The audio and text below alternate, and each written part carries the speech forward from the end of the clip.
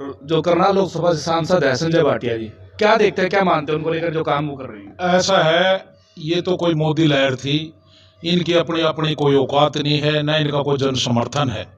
ये तो सवा में ये बन गए। पहले भी रिकॉर्ड रहा है जो हमारे सांसद हैं वो पहले भी यहाँ एमसी तक का चुनाव नहीं जीत पाए थे, ना ये मेयर बन पाए थे। तो ये तो हवा में बन गए थे। और इनकी नीतियां और जो काम करने का तरीका है उससे आने वाले समय में इनका पता भी नहीं लगेगा। व्यवस्था को देख लो, आज यहाँ की पॉलिसी क्या है। आज पूरा हमारे जो पार्षद हैं या एमएलए हैं या लोकसभा जो सांसद हैं वो भ्रष्टाचार के बारे में एक वर्ड नहीं बोलते, क्योंकि वो सभी मिली भगत करके नगर निगम में भ्रष्टाचार को दबाने का प्रयास कर रहे हैं। खुलकर पानीपत के जितने भी पार्षद हैं सभी ने एकजुट होकर भी ये पहले भी आरोप लगाए हैं कि नगर निगम में सबसे ज़्यादा बड़ा घोटाला है। यहाँ के जो हमारे साथ आज मौजूद है राजेश कौशिक एडवोकेट, जो कि कांग्रेस के प्रदेश महासचिव हैं लीगल सेल के। आज भ्रष्टाचार को लेकर बातचीत करेंगे और हरियाणा में आने वाले भविष्य में किस पार्टी की सरकार बनेगी, क्या कुछ उठापटक होगी, इस विषय को लेकर के चर्चा आज की रहेगी। स्वागत है राजेश कौशिक। नमस्कार जी, धन्यवाद आपके टीवी चैनल पे। ऐसा है, आज पूरे प्रदेश में भ्रष्टाचार चरम सीमा पर है।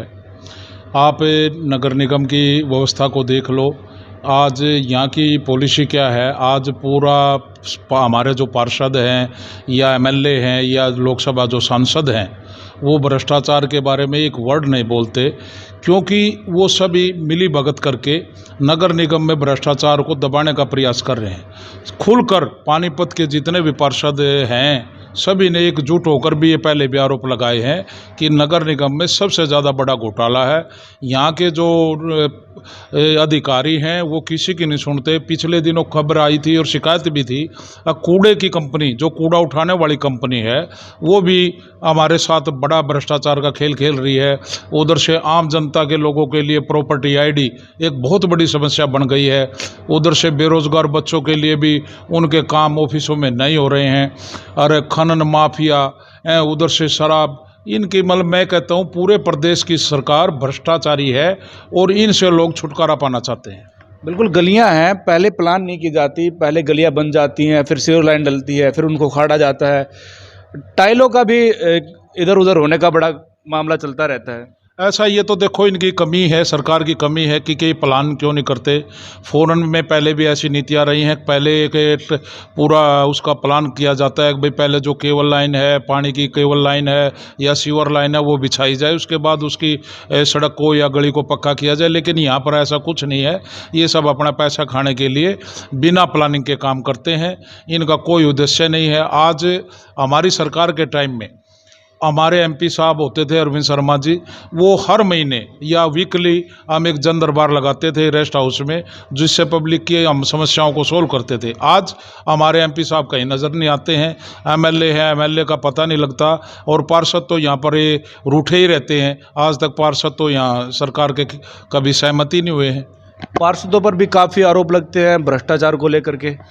क्यों नहीं लगेंगे जब आम जनता एक प्रॉपर्टी आईडी ऊपर से उनके ऊपर जो टैक्स प्रॉपर्टी टैक्स लगाया है उसका समाधान ये कर नहीं पा रहे हैं। तहसील में रजिस्ट्रियाँ हो नहीं पाती हैं। अब पिछले दिनों 7A की रजिस्ट्रियाँ हुई। 7A में पूरे हरियाणा के तहसीलदार उसमें इन्वॉल्व हैं और साथ में उनके साथ पटवारी हैं। उन्होंने क्या किया, एग्रीकल्चर लैंड को ऐसे तरीके से उन्होंने उसको रेजिडेंस जोन में कर दिया। अब तहसीलदारों ने सबकी रजिस्ट्री कर दी। अगर आप इसको घोटाले को देखो तो 70,000 करोड़ से भी ज़्यादा बड़ा घोटाला है और घोटालों की ये सरकार है। बिल्कुल, अगर बात की जाए शहरी विधायक प्रमोद विज की और जो करनाल लोकसभा से सांसद है संजय भाटिया जी, क्या देखते हैं, क्या मानते हैं उनको लेकर जो काम वो कर रही है? ऐसा है, ये तो कोई मोदी लहर थी। इनकी अपनी अपनी कोई औकात नहीं है, न इनका कोई जन समर्थन है। ये तो सवा में ये बन गए। पहले भी रिकॉर्ड रहा है जो हमारे सांसद हैं वो पहले भी यहाँ एमसी तक का चुनाव नहीं जीत पाए थे, ना ये मेयर बन पाए थे। तो ये तो हवा में बन गए थे। और इनकी नीतियाँ और जो काम करने का तरीका है उससे आने वाले समय में इनका पता भी नहीं लगेगा। हमारी कांग्रेस की सरकार आ रही है, लोग कांग्रेस की तरफ मुंह देख रहे हैं और आने वाले टाइम में कांग्रेस ही अच्छा कर सकती है। बिल्कुल, कांग्रेस की बात आपने की। भारतीय जनता पार्टी और कांग्रेस पार्टी, ये दो ही पार्टी हैं भविष्य में, क्योंकि सुगबुहाट तेज हो चुकी है, लोग प्रत्याशी मैदान में आ चुके हैं, कोई निर्दलीय चुनाव लड़ने की तैयारी है। तो क्या आपको क्या लग रहा है इस विषय को लेकर के भाई जो निर्दलीय है कुछ चेंज कर पाएंगे पूरे इस मामले को? ऐसा देखो, निर्दलीय के लिए इस चुनाव लड़ना बड़ा कठिन होता है, क्योंकि एक एक वोटर से उसको खुद पर्सनली जुड़ना पड़ता है।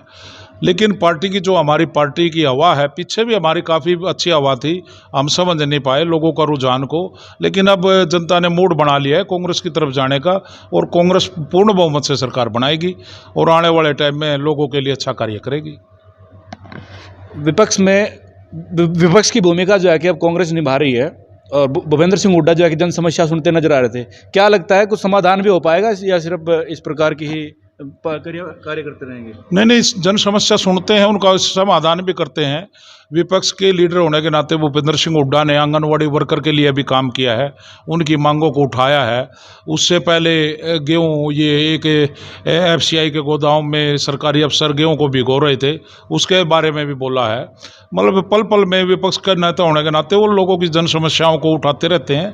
और अभी 2 दिन पहले इन्होंने प्रॉपर्टी टैक्स कलेक्टर रेट बढ़ाया था, उसके बारे में भी विपक्ष के नेता ने, भूपेंद्र सिंह हुड्डा ने प्रेस कॉन्फ्रेंस की थी चंडीगढ़ में, तुरंत सरकार ने उसको वापस लिया है। तो आवाज़ उठाते रहते हैं और उठाने भी चाहिए। अभी पूर्व में विधायक रोहिता रेवड़ी जो है कि चुनाव की घोषणा उन्होंने कर दिया कि 2024 में चुनाव वो लड़ेंगे। उन्होंने कहा कि बीजेपी टिकट देगी तो बीजेपी से लड़ेंगे और कांग्रेस अगर टिकट देगी तो कांग्रेस से लड़ेंगे। क्या लगता है कि कुछ तालमेल बना हुआ है, कुछ बातचीत हो रही है? नहीं, कांग्रेस से देखो, पार्टी बहुत बड़ी पार्टी है, इसमें बहुत बड़े वर्कर हैं और हमारे यहाँ सीनियर नेता हैं बुल्ले शाह जी, वो उनका राइट बनता है, बलबीर पाल शाह जी के खानदान का राइट बनता है, वो जिसको चाहेंगे चुनाव लड़वाएंगे, खुद लड़ेंगे तो उनका स्वागत है। रोहिता रेवड़ी जी अपने निर्दलीय लड़े, इससे कांग्रेस पार्टी को कोई फर्क नहीं पड़ता, सबको चुनाव लड़ने का अधिकार है, सब स्वतंत्र है। आने वाले टाइम में क्या लग रहा है 2024 में किसकी सरकार? कांग्रेस की सरकार बनेगी, ये एग्जिट बिल पोल ने भी बता दिया, और लोगों का रुझान है, सभी वर्ग, चाहे आप नौकर पेशा लगा लो, बेरोजगारों के लिए तो आप पिछले 7 सालों में जब से मोदी सरकार आई है, बेरोजगारी दर तो न्यूज़ मीडिया भी बता रही है हरियाणा में सबसे ज़्यादा है। और पिछली 7 भर्तियों में हरियाणा सरकार ने जितनी भर्तियां की है सभी कैंसिल हुई हैं, सभी में पेपर लीक हुए हैं, आज भी उनमें गिरफ्तारियां चल रही हैं। मतलब मेरा ये मानना है कि ये सभी के साथ शोषण कर रहे हैं, गरीबों के साथ भी, व्यापारियों के साथ भी, बेरोजगार बच्चों के साथ भी और आम जनता के साथ भी। कौशिक साहब, जो काम भारतीय जनता पार्टी ने 7 सालों में किए, गठबंधन की सरकार है, कितने नंबर देना चाहेंगे 10 में से? काम किया ही कौन सा है? काम आप ये बताओ किया क्या है? सिर्फ एक झूठे वादे करते हैं और लोगों को बका रहे हैं, काम तो कुछ किया ही नहीं। धरातल पर काम किया होता तो आम जनता को इतने परेशानी का सबक ही नहीं सामना पड़ रहा। आप एक छोटे छोटे बच्चों के लिए एक 34 से के दाखिले लगा लो, और उनको उनके पेरेंट्स को रोड पे आना पड़ता है, धरने रखने पड़ते हैं, डी ऑफिस का घेराव करना पड़ता है, तब जाके उनके एडमिशन हो रहे हैं।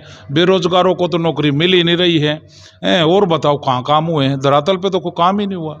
अभी 5 स्टेटों में चुनाव हो रहे हैं, पंजाब और उत्तर प्रदेश की क्या स्थिति रहेगी? कांग्रेस कहाँ खड़ी है? देखो, पंजाब में तो सरकार हमारी ही बन रही है, और यूपी में हम बहुत अच्छा गेन कर रहे हैं प्रियंका गांधी जी के नेतृत्व में। काफ़ी हमारे को वहाँ मतलब हमारा जनाधार मजबूत हुआ है और सीटें भी बढ़ के आ रही हैं। जैसा भी परिस्थिति होगी फिर हमारे जो हाईकमान के नेता वो डिसाइड कर लेंगे। धन्यवाद। बिल्कुल, ये थे हमारे साथ राजेश कौशिक जी, एडवोकेट हैं और महासचिव हैं लीगल सेल के। इनसे हमने बातचीत की है, बेबाक राय इन्होंने रखी है। अभी तक के लिए बस इतना ही, बने रहे मेरे साथ।